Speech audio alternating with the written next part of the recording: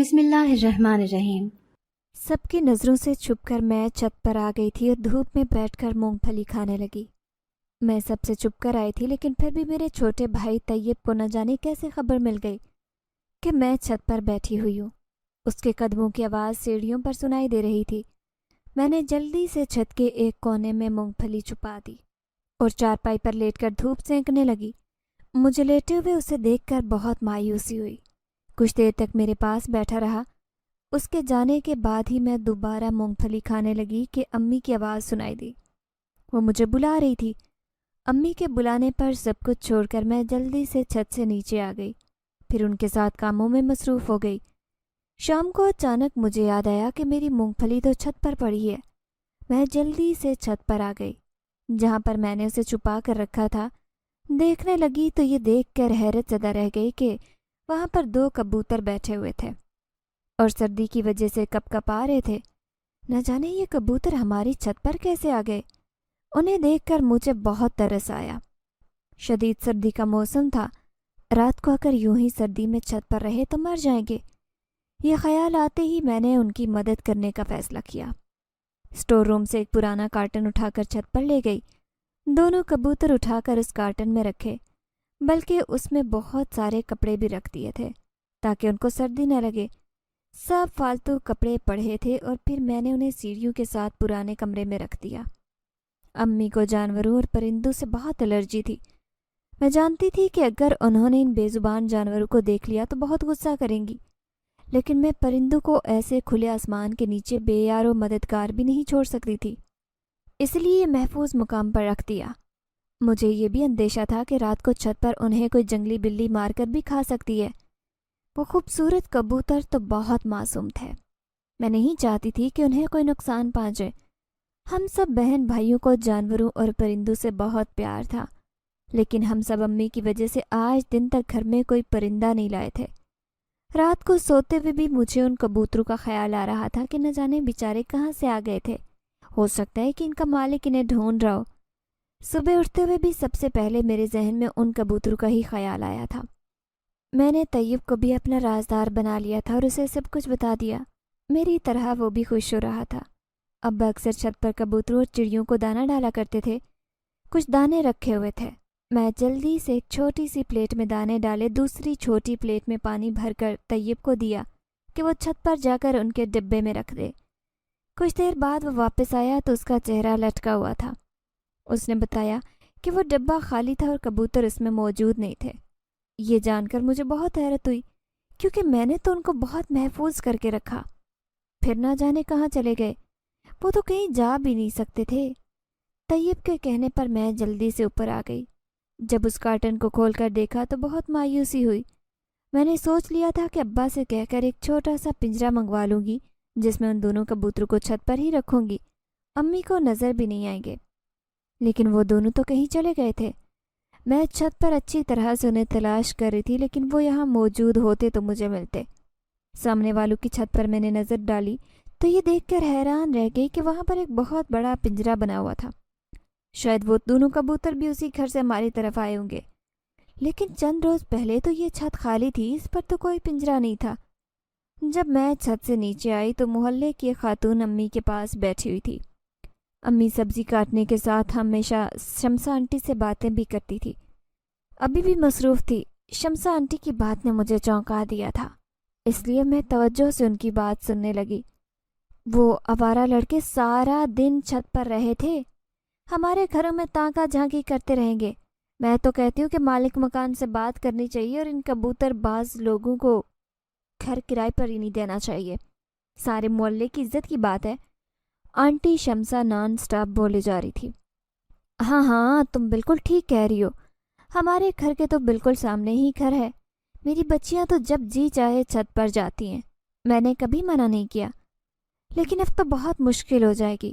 مجھے تو کچھ سمجھ نہیں آ رہی کہ کیا کروں، امی نے فکر مندی سے جواب دیا۔ مجھے سمجھنے میں دیر نہیں لگی تھی کہ سامنے والے گھر میں نئے کرایہ دار آئے ہیں جو کبوتر پالنے کا شوق بھی رکھتے ہیں۔ شمسا خالہ کو وہ لوگ پسند نہیں آئے کیونکہ ان کے ساتھ والا گھر آنٹی شمسا کا ہے۔ دونوں گھروں کی چھتیں بالکل ملی ہوئی ہیں۔ امی کے قریب رکھی کرسی پر بیٹھ کر میں نے جلدی سے پوچھا، آنٹی آپ کے سامنے والے گھر کی بات کر رہی ہوں، میں ابھی ابھی چھت پر دیکھ کر آئی ہوں۔ انہوں نے تو بہت بڑے بڑے پنجرے لگائے جیسے کوئی جانور چھت پر بند کرنے ہوں۔ میری بات سن کر آنٹی شمسا نے انتہائی غصے سے جواب دیا، ارے نہیں بیٹی، انہی کی بات کر رہی ہوں، نہ جانے کہاں سے اٹھ کر ہمارے محلے میں آ گئے ہیں، چھت پر بڑے بڑے پنجرے رکھ دیے، اب ان میں کبوتر بھی رکھ رہے ہیں۔ جب میں نے اس گھر میں شفٹ ہونے والی عورت سے پوچھا کہ یہ پنجرے چھت پر کیوں رکھے، تو اس نے بڑے فخر سے جواب دیا کہ اس کے بیٹے کو کبوتر پالنے کا شوق ہے اور یہ اسی شوق کا نتیجہ ہے۔ آنٹی کا جواب سن کر مجھے کچھ مایوسی ہوئی، کیونکہ جو کبوتر رات کو ہماری چھت پر آئے تھے اب مجھے یقین ہو گیا تھا کہ وہ اسی گھر سے اڑ کر ہمارے گھر آئے ہوں گے، اب واپس جا چکے ہیں۔ امی اور آنٹی باتوں میں مصروف تھی۔ کچھ ہی دیر میں آنٹی شمسا نے اپنی جگہ سے اٹھتے ہوئے کہا، اب بس اس مسئلے کا یہی حل ہے کہ ہمیں مالک مکان سے بات کرنی پڑے گی، بہت جلد وہ لڑکا کبوتر بھی لے کر آ جائے گا، پھر صبح سے شام تک ان کبوتروں کی رکھوالی کے سلسلے میں چھت پر ہی رہے گا، اس سے پہلے ہمیں ہی کوئی قدم اٹھانا ہوگا۔ امی نے آنٹی شمسا کو تسلی دی کہ وہ سب میں ان کے ساتھ ہیں، لیکن مجھے یہ جان کر حیرانی ہوئی تھی کہ اب تک تو کبوتر اس گھر میں آئے نہیں، اس سے پہلے ہی وہ کبوتر کہاں سے آ گئے؟ ابھی کچھ دیر پہلے میں چھت پر دیکھ کر آئی تھی، صرف پنجرے ہی دکھائی دیے تھے، ان میں کوئی کبوتر نہیں تھے۔ اچانک کسی خیال کے تحت میں دوبارہ چھت پر گئی، اس کارٹن کو کھول کر دیکھا لیکن خالی تھا۔ نہ جانے کیوں ایسے محسوس ہو رہا تھا کہ وہ کبوتر واپس آئیں گے، لیکن مجھے بہت مایوسی ہوئی۔ چھت پر بھی بہت اچھی طرح سے دیکھ لیا تھا لیکن کوئی فائدہ نہیں ہوا۔ اچانک میری نگاہ سامنے والے گھر کی چھت پر پڑی تو ایک لڑکا کھڑا دکھائی دیا جو ہمارے گھر کی طرف ہی دیکھ رہا تھا۔ مجھے دیکھ کر ہاتھ ہلا دیا۔ اس کی اس حرکت پر مجھے بہت غصہ آیا، اس لیے خاموشی سے سیڑھیاں اتر کر نیچے آ گئی۔ آنٹی شمسا بالکل سچ کہہ رہی تھی، کبوتروں کا خیال رکھنے کے بہانے اب وہ لڑکا سارا دن چھت پر ہی رہے گا۔ مجھے یقین تھا کہ امی میرا چھت پر جانا بالکل بند کر دیں گی، بلکہ سارا اور عظمیٰ پر بھی پابندی لگا دیں گی۔ میں بھی دل ہی دل میں آنٹی شمسا کا ساتھ دینے کا فیصلہ کر چکی تھی۔ رات کو بستر پر لیٹتے ہی مجھے نیند آ گئی۔ ابھی میں گہری نیند میں بھی نہیں گئی تھی جب مجھے دروازے پر دستک کی آواز سنائی دی۔ مجھے حیرت ہوئی تھی کیونکہ ہم نے کبھی بھی دروازے کو اندر سے بند نہیں کیا تھا۔ امی کا جب جی چاہتا کمرے میں آ جاتی۔ اس وقت نہ جانے دروازے پر کون تھا جو دستک دے کر بھی انتظار کر رہا تھا۔ مجھے ایسے لگا کہ شاید میرا وہم ہے۔ کچھ دیر بعد دوبارہ دروازے پر دستک کی آواز سنائی دی۔ ایسے لگ رہا تھا کہ کوئی بہت آہستہ سے دروازہ کھٹکھٹا رہا ہے۔ میں جلدی سے اٹھی، دروازہ کھول کر دیکھا تو حیرت زدہ رہ گئی۔ سامنے ہی فرش پر 2 کبوتر بیٹھے تھے۔ میں نے انہیں پہچان لیا، یہ وہی کبوتر تھے جو کل شام بھی ہماری چھت پر آئے تھے۔ سارا دن نہ جانے کہاں گھومتے رہے تھے، اب تھک کر یہاں آ گئے تھے۔ اس وقت بہت سردی سے کانپ رہے تھے۔ میں نے جلدی سے دونوں کو اسٹور روم میں لے گئی اور ایک پرانی سی کرسی پر موٹے کمبل کی تہہ لگا کر دونوں کبوتر اس کے درمیان میں رکھ کر انہیں اچھی طرح سے پیک کر دیا۔ سانس لینے کے ساتھ وہ سردی سے بھی بچتے رہے۔ اب میں مطمئن تھی کہ انہیں کوئی نقصان نہیں پہنچے گا۔ میں دل ہی دل میں بہت خوش تھی کہ وہ دونوں واپس آ گئے تھے۔ اس وقت طیب سو رہا تھا، اگر وہ جاگ رہا ہوتا اور کبوتر دیکھ لیتا تو بہت خوش ہوتا۔ صبح آنکھ کھلتے ہی میں سب سے پہلے اسٹور روم میں گئی، لیکن یہ دیکھ کر میری آنکھیں حیرت سے پھٹی کی پھٹی رہ گئی کہ کمرہ تو بالکل خالی تھا، وہ دونوں کبوتر واپس جا چکے تھے۔ مجھے شدید غصہ آیا تھا، صبح ہونے کا انتظار بھی نہیں کیا تھا اور اڑ کر چلے گئے۔ اب سارا دن پورے شہر میں یوں ہی آوارہ گردی کرنے کے بعد لوٹ آئیں گے۔ میں نے دل ہی دل میں سوچ لیا کہ اب جب وہ آئیں گے تو انہیں ایسے بند کروں گی کہ وہ اڑ کر نہیں جا سکیں۔ جب میں نے طیب کو کبوتروں کی واپسی کے بارے میں بتایا تو وہ بھی بہت خوش ہوا، لیکن میری طرح اسے بھی اچانک ان کے غائب ہو جانے پر غصہ آیا تھا کہ وہ صبح ہونے کا بھی انتظار نہیں کرتے اور اڑ کر چلے جاتے۔ انہیں ایسا نہیں کرنا چاہیے۔ دوپہر کا وقت تھا جب آنٹی شمسا ایک بار پھر ہمارے گھر آئی۔ بہت پریشان اور شدید غصے میں دکھائی دے رہی تھی، کیونکہ ان کا کہا بالکل سچ ثابت ہوا تھا۔ وہ نئے کرایہ دار کبوتر لے آئے تھے اور اب وہ کبوتر باز لڑکا مسلسل چھت پر ہی موجود تھا۔ اس لیے انہیں مسئلہ ہو رہا تھا، کیونکہ ان کے گھر کی چھت پر 4 دیواری نہیں بنائی گئی تھی بلکہ بالکل اوپن تھا۔ ان کی بیٹیاں جوان تھی، گھر میں ادھر ادھر کام کرتی، تو چھت پر موجود لڑکا تانگ جھانک کرتے ہوئے دکھائی دیتا، جس پر وہ شدید غصے میں تھی۔ میں خاموشی سے چھت پر آ گئی، دیکھنا چاہتی تھی کہ ایک ساتھ بہت سارے کبوتر دکھنے میں کیسے لگتے۔ وہ بڑا سا پنجرا کبوتروں سے بھرا ہوا تھا اور تمام پرندے خوشی سے ادھر ادھر اڑ رہے تھے۔ یہ منظر دیکھ کر مجھے بہت اچھا لگا، لیکن اس کے ساتھ ہی وہ لڑکا میری طرف بہت توجہ سے دیکھ رہا تھا۔ لیکن میں یہ دیکھ کر حیرت زدہ رہ گئی کہ دونوں کبوتر میرے پیچھے ہی چھت پر موجود تھے اور ادھر ادھر اپنی چونچ سے کھانا تلاش کر رہے تھے۔ ان دونوں کی طرف دیکھتے ہوئے میں نے خوشی سے چلاتے ہوئے کہا، اچھا ہوا تم دونوں واپس آ گئے، اور اس وقت یقیناً تم دونوں کو بھوک بھی لگی ہے۔ میں بھی تمہارے کھانے کے لیے کچھ لے کر آتی ہوں۔ یہ کہہ کر میں تیزی سے کمرے میں آ گئی جہاں پر ان کا کارٹن موجود تھا، جس میں نے ان کے لیے پانی اور دانے رکھے تھے۔ جلدی سے دانے اور پانی اٹھا کر چھت پر آ گئی۔ دانے دیکھتے ہی وہ خوشی سے کھانے لگے اور میں انہیں کھاتے ہوئے دیکھ کر بہت خوش ہو رہی تھی۔ میں اپنے خیالوں میں مگن تھی جب مجھے کسی کے گانا گنگنانے کی آواز سنائی دی۔ سر اٹھا کر سامنے کی سمت دیکھا تو وہ کبوتر باز لڑکا مسکراتے ہوئے اونچی آواز سے گانا گا رہا تھا۔ اس کی یہ شوخی حرکت مجھے بالکل پسند نہیں آئی، لیکن میں اسے نظر انداز کر رہی تھی۔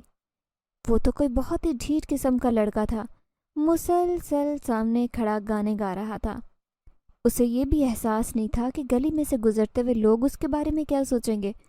دونوں کبوتر دانے کھا چکے تھے اور اب پانی پینے کے بعد ادھر ادھر خوشی سے اڑنے لگے۔ انہیں خوش دیکھ کر مجھے بھی بہت خوشی ہو رہی تھی۔ اچانک میرے ذہن میں خیال آیا کہ شاید یہ دانے کھانے سے ان کی بھوک ختم نہیں ہوئی ہو، نہ جانے کب سے بھوکے تھے، کیونکہ وہ سارے دانے کھا گئے تھے۔ میں نے کبوتروں کی طرف دیکھتے ہوئے مسکرا کر کہا، ابھی تم دونوں یہیں پر رکو، میں تمہارے کھانے کے لیے دانے لے آتی ہوں۔ مجھے خود پر ہنسی آ رہی تھی۔ میں ان کبوتروں سے ایسے باتیں کر رہی تھی جیسے وہ میری زبان سمجھ رہے ہوں۔ میں جلدی سے کچن میں آ گئی، دانوں سے پلیٹ بھری اور دوبارہ چھت پر آ گئی۔ دونوں کبوتر چھت پر ہی موجود تھے۔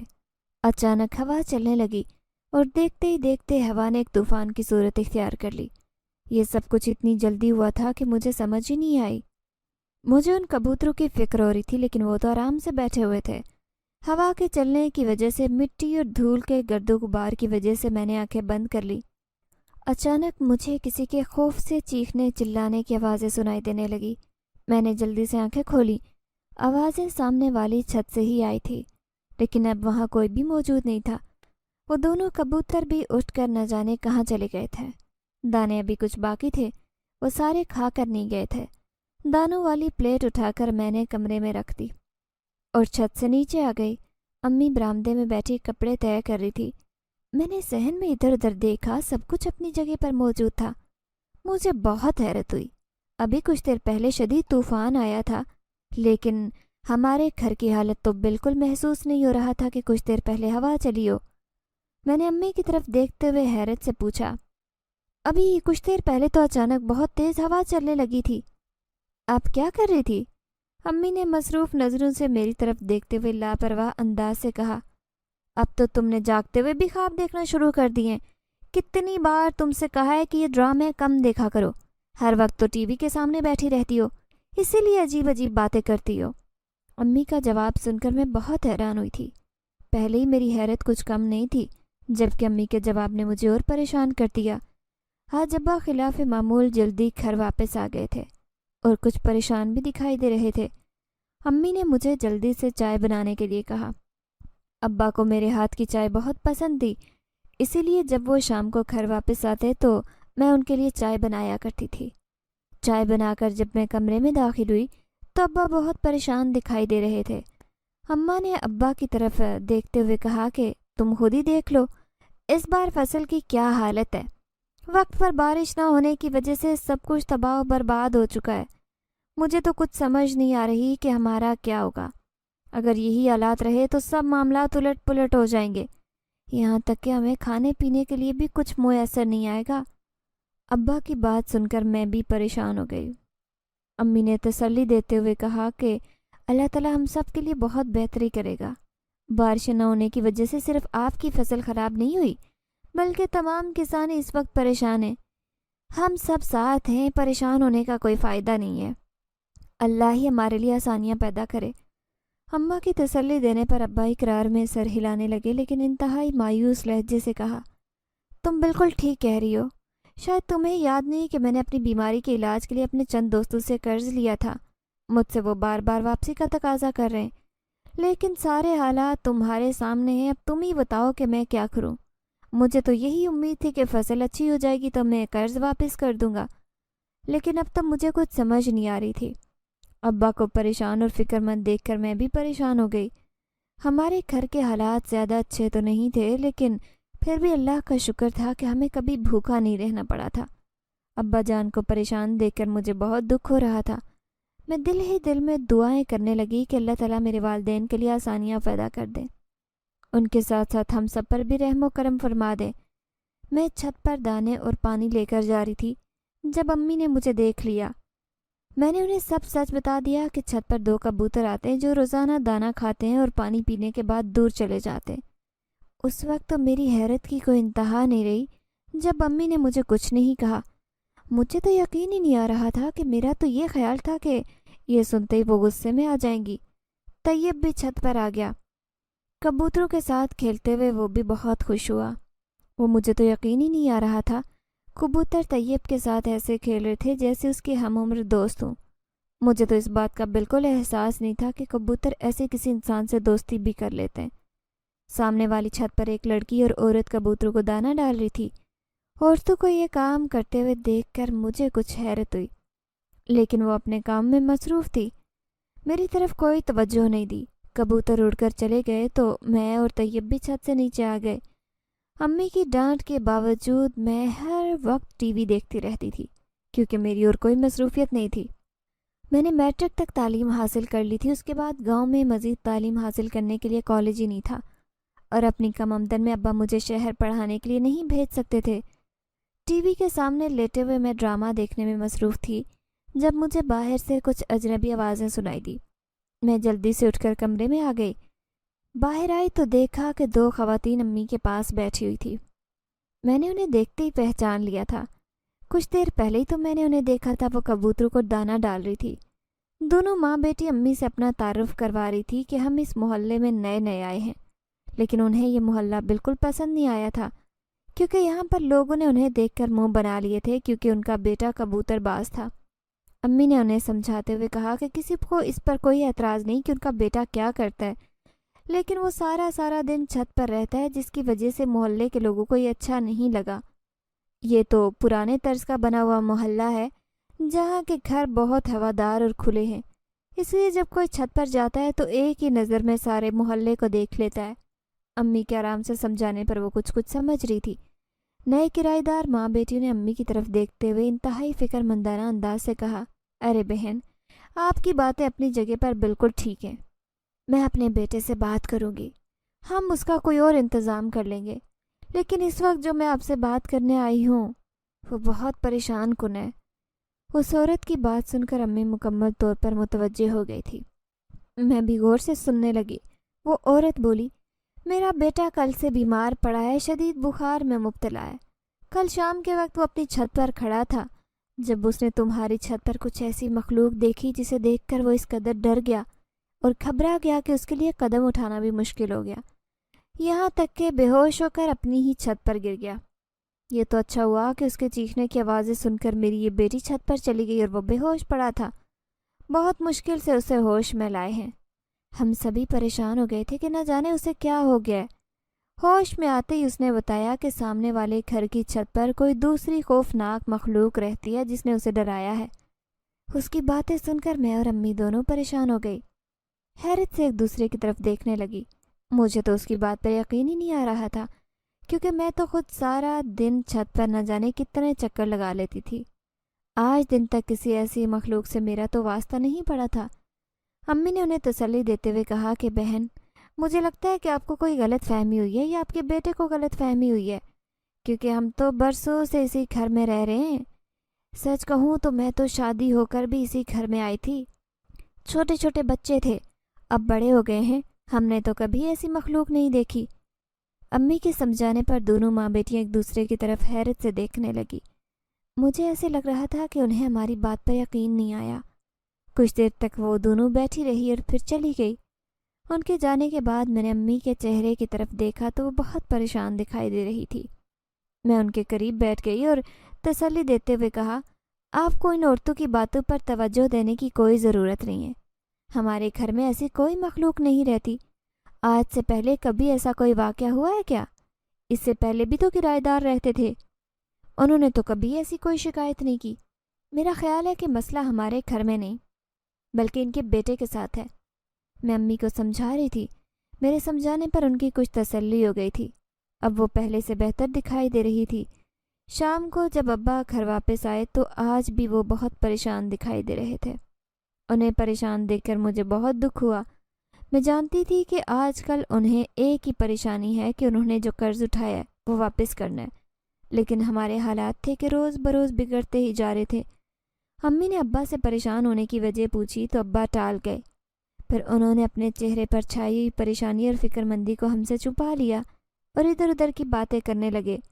کھانا کھانے کے دوران امی نے انہیں سامنے والے گھر کے لڑکے سے جو واقعہ پیش آیا وہ تفصیل سے سنا دیا، جسے سن کر ابا بھی کچھ پریشان ہوئے، لیکن پھر بھی سر جھٹکتے ہوئے کہا، ہمارے گھر میں ایسا کوئی معاملہ نہیں ہے۔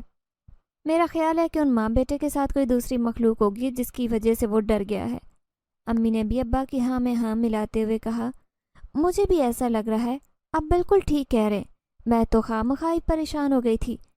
کھانا کھاتے ہوئے ابا نے ادھر ادھر دیکھا اور پھر جلدی سے پوچھا، طیب کہاں پر ہے؟ وہ کیوں نہیں کھانا کھا رہا؟ میں نے جلدی سے جواب دیا، وہ تو اپنے کمرے میں تھا۔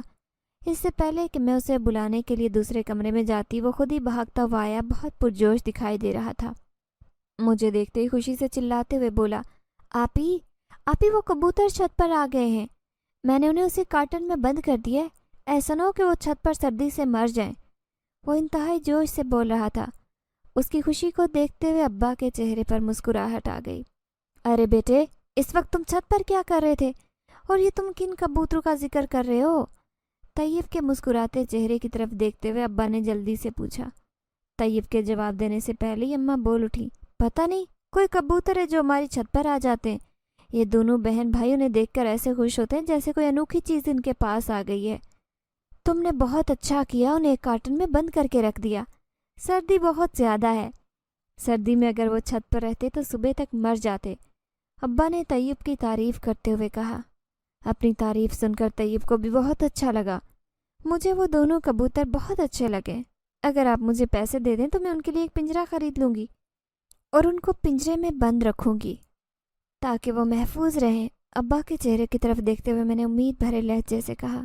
میری بات سن کر ابا کچھ دیر خاموش رہے، پھر اقرار میں سر ہلاتے ہوئے کہا، تم کیسے پنجرا خرید کر لاؤ گی؟ میں تمہیں خود ہی کل ایک پنجرا لا دوں گا۔ ابا کے مان جانے پر طیب تو خوشی سے اچھلنے لگا، جبکہ میں بھی بہت خوش ہو گئی تھی۔ سارا اور عظمیٰ بھی خوش ہو رہی تھی، انہیں بھی میری طرح اور طیب کی طرح پرندے بہت پسند تھے۔ رات خوشی کے مارے مجھے تو نیند ہی نہیں آ رہی تھی۔ مجھے یہ سوچ کر بہت خوشی ہو رہی تھی کہ کل ابا مجھے کبوتروں کے لیے پنجرا لا دیں گے۔ اماں اور ابا دونوں کی طرف سے اجازت مل گئی تھی۔ جتنا بھی خوش ہوتی کم تھا۔ سارا دن بے چینی سے ابا کا انتظار کرتی رہی۔ میرے ساتھ ساتھ طیب بھی بہت بے قرار تھا، لیکن وہ کبوتر تو صبح ہوتے ہی غائب ہو گئے۔ اب سارا دن گزر گیا، مجھے وہ کہیں بھی دکھائی نہیں دیے۔ اپنے مقررہ وقت پر ابا گھر واپس آئے تو پنجرا بھی لے آئے، لیکن ابا اس قدر پریشان اور تھکے ہوئے دکھائی دے رہے تھے کہ ان کا چہرہ دیکھ کر میں گھبرا گئی۔ پنجرا دیکھ کر مجھے جو خوشی ہوئی تھی وہ بھی ختم ہو گئی، کیونکہ ابا مجھے ٹھیک نہیں لگ رہے تھے۔ ان کی حالت دیکھ کر ہم سب پریشان ہو گئے۔ امی نے جلدی سے ان کا ہاتھ پکڑا اور انہیں آرام دہ بستر پر بٹھا دیا۔ میں جلدی سے ان کے لیے پانی لے آئی۔ چند گھونٹ پینے کے بعد ابا نے مسکرا کر میری طرف دیکھا اور انتہائی پیار بھرے لہجے سے کہا، تمہارے کبوتر کیسے ہیں؟ دیکھو میں ان کے لیے پنجرا لے آیا ہوں۔ لیکن نہ جانے کیوں مجھے ایسے لگ رہا تھا کہ وہ زبردستی مسکرا رہے۔ ان کی آنکھوں میں آنسو بھی تیرتے دکھائی دے رہے تھے۔ اماں نے ہم بہن بھائیوں کی طرف دیکھتے ہوئے کہا، اب اسے لے جاؤ اور چھت پر دونوں کبوتر، ان کو اچھی طرح سے بند کرنا اور پنجرا اٹھا کر نیچے لے آنا۔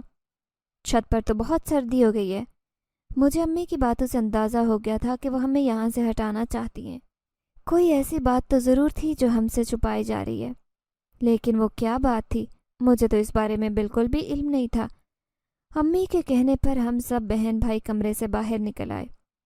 میں نے طیب کی طرف دیکھتے ہوئے کہا، اسے چھت پر لے جا کر رکھ دو اور دیکھو کہ وہ کبوتر آئے ہیں یا اب تک نہیں آئے۔ میرے کہنے پر طیب اور عظمیٰ دونوں ہی چھت پر چلے گئے اور سارا دوسرے کمرے میں چلی گئی۔ میں جاننا چاہتی تھی کہ امی اور ابا کے درمیان کیا بات ہو رہی ہے، کیونکہ پچھلے چند روز سے ابا بہت پریشان تھے۔ اتنا تو مجھے علم تھا کہ وہ اپنے قرض کی وجہ سے پریشان ہیں، لیکن آج تو وہ بالکل ٹوٹے ہوئے دکھائی دے رہے تھے۔ کمرے کے بند دروازے پر میں کان لگا کر کھڑی ہو گئی تاکہ امی اور ابا کی باتیں سن سکوں۔ امی کی انتہائی تکلیف دہ آواز میرے کانوں میں پہنچی، آپ تو جانتے کہ ہماری بیٹی کتنی معصوم اور نادان ہے، اور آپ کے دوست کا بھائی جو پہلی 2 بیویوں کو طلاق دے چکا ہے عمر میں ہماری بیٹی سے بہت بڑا ہے۔ آپ کو کچھ اور کرنا ہوگا، میں اپنی بچی کے ساتھ ایسا ظلم نہیں ہونے دوں گی۔ میرے تو کان کھڑے ہو گئے، لیکن کچھ سمجھ نہیں آ رہی تھی کہ امی کس ظلم کی بات کر رہی ہیں۔ ابا کی انتہائی بے بس آواز مجھے سنائی دی، تم کیا سمجھتی ہو کہ میں ایسا چاہتا ہوں کہ میں اپنی بیٹی کو کسی بڑی عمر کے شخص کے ساتھ بیاہ کر کے دے دوں؟ میں ایسا ہرگز نہیں چاہتا، اور پوری کوشش کروں گا کہ وقت پر قرض واپس کر سکوں۔ نہیں جانتا تھا کہ میرا برسوں پرانا دوست مجھے ایسے اپنے قابو میں کر لے گا۔ اگر مجھے ذرا سا بھی شک ہوتا کہ وہ مجھے قرضہ دینے کے بعد اس قدر تنگ کرے گا تو میں اپنا علاج نہ کراتا۔ زندگی تو انسان کی وہی ہوتی ہے جو اللہ نے لکھ کر دی ہے، میرے مرنے سے بھی کوئی فرق نہیں پڑتا۔ لہٰذا ابا کا بہت مایوس کن انداز تھا۔ مجھے کچھ سمجھ آ رہی تھی، شاید ابا کے کسی دوست نے قرض کے بدلے میں ان کی بیٹی کا رشتہ مانگ لیا تھا، اور وہ بھی ایسے بھائی کے لیے جو پہلے 2 شادیاں کر کے بیویاں چھوڑ چکا تھا۔ یہ سب سننے کے بعد مجھے تو زمین و آسمان گھومتے محسوس ہونے لگے۔ ہر لڑکی کی طرح میں نے بھی اپنے جیون ساتھی کے بارے میں بہت سارے خواب دیکھے تھے۔ مجھے ہر بیٹی کی طرح ابا سے بہت محبت تھی، لیکن یہ جان کر کے وہ میری وجہ سے بہت پریشان ہے اور میں اس پریشانی میں ان کی مدد کر سکتی ہوں۔ ایک لمحے میں نے فیصلہ کر لیا تھا کہ میں اس شخص سے شادی کر لوں گی جس کا قرض ابا نے دینا ہے۔ اس طرح ابا کے قرض کی رقم تو ان کے سر سے اتر جائے گی۔ میں نے سوچ لیا تھا کہ مناسب وقت پر امی سے بات کر لوں گی کہ انہیں پریشان ہونے کی ضرورت نہیں۔ اگر میری وجہ سے ان کا قرض ختم ہو جاتا ہے تو مجھے کوئی اعتراض نہیں۔ طیب اور عظمیٰ چھت پر ہی تھے۔ میں نے سارا کو بھی سیڑھیاں چڑھتے ہوئے دیکھا تھا۔ خیالات میں کھوئے ہوئے آرام آرام سے قدم اٹھاتی ہوئی میں چھت پر پہنچ گئی۔ طیب نے دونوں کبوتروں کو پنجرے میں بند کر دیا تھا اور اب انہیں دانا پانی بھی کھلا رہا تھا۔ شام ہو چکی تھی، ٹھنڈ بڑھ رہی تھی۔ اب ان کبوتروں کو لے کر اپنے کمرے میں چلے جاؤ، انہیں کسی موٹے سے کپڑے میں اچھی طرح پیک کر دینا تاکہ انہیں رات کو سردی نہ لگے۔ طیب کو سمجھاتے ہوئے میں نے کہا۔ کچھ دیر تک وہ کبوتروں کو دانا کھلاتا رہا، پھر پنجرہ اٹھا کر چھت سے نیچے آ گیا۔ عظمیٰ اور سارا بھی چھت سے جا چکی تھی۔ میں اس وقت اکیلی تھی۔ سامنے والی چھت پر کبوتر باز لڑکا اپنے کبوتروں کو دانا ڈال رہا تھا۔ اس نے بھی بڑے بڑے موٹے کپڑے رکھے ہوئے تھے جن سے وہ رات کے وقت کبوتروں کو اپنے پنجرے میں ڈھانپ دیتا تاکہ وہ سردی سے محفوظ رہیں۔ میں نے کبوتر باز لڑکے کی طرف دیکھا تو اس نے بھی مڑ کر میری طرف دیکھا۔ اچانک ہی نہ جانے اسے کیا ہو گیا تھا کہ مجھے دیکھتے ہی وہ چیخنے لگا اور چیختے ہوئے چھت سے چلا گیا۔ مجھے تو بہت حیرت ہوئی تھی اس کی اس حرکت پر۔ نہ جانے اس نے ایسا کیا دیکھ لیا تھا کہ اس قدر گھبرا گیا کہ چیختے ہوئے بھاگ گیا۔ کچھ نہ سمجھ آنے والے انداز پر میں نے کندھے اچکا دی اور چھت سے نیچے آ گئی۔ کچھ ہی دیر بعد دروازے پر دستک ہوئی۔ ابا نے دروازہ کھولا تو وہی کرایہ دار عورت اور اس کے ساتھ ایک آدمی ہمارے گھر آ گئے۔ پچھلی بار کی طرح اب بھی وہ امی اور ابا سے یہی کہہ رہے تھے کہ ان کے بیٹے نے چھت پر کوئی خوفناک چیز دیکھی ہے جسے دیکھنے کے بعد وہ بہت زیادہ ڈر گیا ہے۔ اب تو یہ سب کچھ میں نے بھی اپنی آنکھوں سے دیکھا تھا۔ میں نے بھی امی اور ابا کو بتایا کہ یہ دونوں بالکل سچ کہہ رہے ہیں۔ میں نے بھی اس لڑکے کو چیختے ہوئے دیکھا اور سنا، وہ بہت زیادہ ڈر رہا تھا۔ امی اور ابا نے ان دونوں کو مشورہ دیا کہ وہ اپنے بچے کا روحانی علاج کروائیں۔ شاید اس کے ساتھ کوئی دوسری مخلوق ہے جو اسے دکھائی دیتی ہے اور وہ ڈر جاتا ہے۔ وہ دونوں میاں بیوی ابا کا مشورہ سن کر بہت مایوس ہوئے، کیونکہ وہ بار بار ایک ہی بات پر اصرار کر رہے تھے کہ کبھی ان کے بیٹے کے ساتھ کوئی اور واقعہ اس سے پہلے پیش نہیں آیا۔ طیب نے ہمارے کمرے میں ہی لکڑی کے ایک میز پر پنجرہ رکھ کر اس کو ایک موٹے کپڑے سے لپیٹ دیا۔ مجھے تو نیند ہی نہیں آ رہی تھی۔ ابا کی بے بس آواز بار بار میرے کانوں سے ٹکرا رہی تھی۔ نہ چاہتے ہوئے بھی میری آنکھوں سے آنسو بہنے لگے۔ ابا کی پریشانی مجھ سے دیکھی نہیں جا رہی تھی۔ نہ جانے میں کتنی دیر تک روتی رہی اور کروٹیں بدلتی رہی۔ آج رات کا وقت ہو گیا تھا جب میری آنکھ لگ گئی۔ ابھی کچھ ہی دیر گزری تھی کہ ٹک ٹک کی آواز پر میری آنکھ کھل گئی۔ میں جلدی سے اٹھ کر بیٹھ گئی۔ آواز مسلسل سنائی دے رہی تھی۔ مجھے اندازہ ہو گیا کہ یہ آواز کبوتروں کے پنجرے سے آ رہی ہے۔ نہ جانے انہیں اب کیا ہو گیا تھا۔ بستر سے اٹھتے ہوئے میں نے سوچا، کمرے کی لائٹ روشن کی اور پنجرے سے کپڑا ہٹا دیا۔ دونوں کبوتر شدید بے چین اور بے قرار دکھائی دے رہے تھے، پنجرے میں ادھر ادھر پھڑپھڑا رہے تھے۔ اس وقت انہیں کیا ہو گیا تھا، مجھے کچھ سمجھ نہیں آ رہی تھی۔ ان کے سامنے رکھے برتنوں میں کھانا بھی موجود تھا، پھر نہ جانے انہیں کیا ہو گیا تھا۔ وہ بار بار پنجرے کے بند دروازے سے اپنا اپنا سر مار رہے تھے۔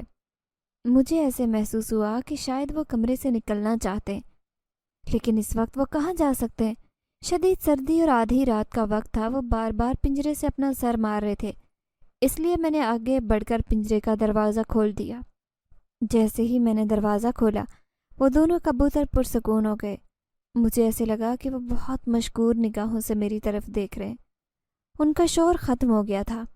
کمرے کا دروازہ بند تھا، کھڑکیاں بھی بند تھی، اسی لیے مجھے امید تھی کہ وہ کمرے سے باہر نہیں جا سکیں گے اور نہ ہی انہیں کوئی نقصان پہنچے گا۔ میں اپنے بستر پر آ کر لیٹ گئی۔ چند لمحے بعد جب میں نے پنجرے کی طرف دیکھا تو حیرت زدہ رہ گئی کہ وہ خالی پڑا تھا۔ اس میں اب دونوں پرندے نہیں تھے۔ میری تو آنکھیں حیرت سے پھٹی کی پھٹی رہ گئی۔ کمرے میں ادھر ادھر میں انہیں تلاش کرنے لگی، لیکن وہ تو غائب ہی ہو گئے تھے۔ مجھے کہیں دکھائی نہیں دیے تو میں مایوس ہو کر بستر پر لیٹ گئی۔ اب تو مجھے نیند نہیں آ رہی تھی، بس ایک ہی فکر کھائے جا رہی تھی کہ اچانک وہ دونوں کبوتر کیسے غائب ہو گئے اور کہاں چلے گئے۔ وہ اس کمرے کے بند دروازوں اور کھڑکیوں سے باہر کیسے گئے۔ صبح کا وقت تھا جب میری آنکھ لگی۔ آج امی بہت جلد ہمارے کمرے میں آ گئی اور ہمیں اٹھنے کے لیے کہا۔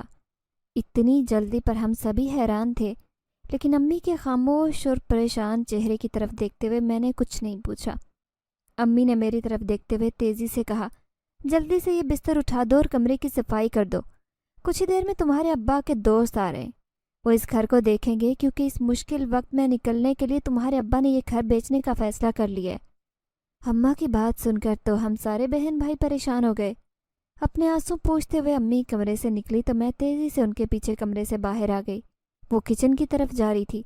میری آواز سن کر رک گئی، جلدی سے اپنے آنسو صاف کیے اور مجھ سے پوچھا، کیا بات ہے؟ میں کچھ دیر ان کی پریشان چہرے کی طرف دیکھتی رہی، پھر تیزی سے کہا، آپ ابا سے کہہ دیں کہ یہ گھر بیچنے کی ضرورت نہیں ہے، بلکہ ان کا جو دوست کہہ رہا ہے وہ اس کی بات مان لے۔ آپ نے میری شادی تو کرنی ہے نا، تو کسی سے بھی ہو جائے مجھے کوئی فرق نہیں پڑتا۔ میری بات سن کر اماں نے تکلیف کی شدت سے اپنی آنکھیں بند کر لیں اور پھر ہمت جمع کرتے ہوئے بولی، تم ابھی بہت چھوٹی ہو، ان معاملات میں بولنے کی تمہیں کوئی ضرورت نہیں۔ تمہارے بابا بھی زندہ ہیں، سب دیکھ لیں گے۔ کچھ کہنے کے لیے میں نے منہ کھولا ہی تھا کہ اماں نے ہاتھ کے اشارے سے روک دیا اور پیار بھرے لہجے سے کہا، تم کیوں پریشان ہو رہی ہو؟ میں ہوں نا، اور سب سے بڑھ کر تمہارے ابا موجود ہیں، اس لیے تمہیں فکر کرنے کی ضرورت نہیں ہے۔ امی کی بات سن کر میں خاموش ہو گئی، لیکن میں نے دل ہی دل میں فیصلہ کر لیا تھا کہ میں ابا کو پریشان نہیں ہونے دوں گی اور نہ ہی یہ گھر بیچنے دوں گی۔ اس گھر کے علاوہ ابا کے پاس کوئی پراپرٹی نہیں تھی۔ اگر مجھے گھر یہ بیچ دیتے تو پھر ساری عمر کرائے پر ہی رہنا پڑتا۔ میں ایسا ہرگز نہیں چاہتی تھی۔ کمرے میں سے سارے بستر میں نے سمیٹ دیے اور اچھی طرح سے صفائی کر دی۔ سب بہن بھائی کچن میں امی کے پاس جمع ہو گئے، کیونکہ 3 آدمی گھر دیکھنے کے لیے آئے تھے اور ابا انہیں سارے گھر کو اچھی طرح سے دکھا رہے تھے۔ طیب تو بہت خاموش اور اداس ہو گیا تھا۔ اس کی آنکھوں میں آنسو آ رہے تھے جنہیں وہ بار بار صاف کر دیتا۔ امی بظاہر ناشتہ بنا رہی تھی، لیکن میں نے دیکھا کہ اس کا وہ بار بار چہرہ اپنے آنسو صاف کر چکی تھی۔ وہ ہم سے اپنے آنسو چھپا رہی تھی۔ کسی کا بھی ناشتہ کرنے کا دل نہیں چاہ رہا تھا۔ امی کو دکھانے کے لیے میں نے چند نوالے آخرکار کھا ہی لیے تھے اور پھر خاموشی سے اٹھ کر چھت پر آ گئی۔ جب میں چھت پر آئی تو دونوں کبوتر چھت پر موجود تھے۔ اس وقت انہیں یہاں پر دیکھ کر مجھے بہت حیرت ہوئی، کیونکہ دن کے وقت تو وہ کبھی بھی دکھائی نہیں دیے تھے۔ ان کے قریب ہی میں فرش پر بیٹھ گئی اور انتہائی دکھی لہجے سے کہا، بہت جلد ہم یہ گھر چھوڑ کر چلے جائیں گے۔ نہ جانے ہماری قسمت ہمیں کہاں لے جائے۔ جو نئے مالک مکان اس گھر میں آئیں گے، اللہ ہی جانتا ہے کہ وہ تم دونوں کا خیال رکھیں گے یا نہیں۔ نہ چاہتے ہوئے بھی میری آنکھوں میں آنسو آ گئے۔ یہ گھر چھوڑتے ہوئے تو شاید میرا دل تکلیف کے مارے بند ہی ہو جائے گا۔ سامنے والی چھت پر نگاہ اٹھا کر دیکھا تو کبوتر باز لڑکا چھت پر کھڑا میری طرف ہی دیکھ رہا تھا، اور پھر نہ جانے اسے کیا ہوا، اچانک ہی چیخنے لگا۔ وہ بہت خوف سے چیخ رہا تھا، چیختے ہوئے بھاگ گیا۔ مجھے اس لڑکے پر بہت حیرت ہوئی تھی، لیکن اس وقت میرا دل بہت پریشان اور اداس تھا۔ اس کے متعلق میں کچھ نہیں سوچنا چاہتی تھی، لیکن جب میں نے اپنے سامنے بیٹھے ہوئے دونوں کبوتروں کی طرف دیکھا تو دیکھتے ہی دیکھتے منظر بدل گیا۔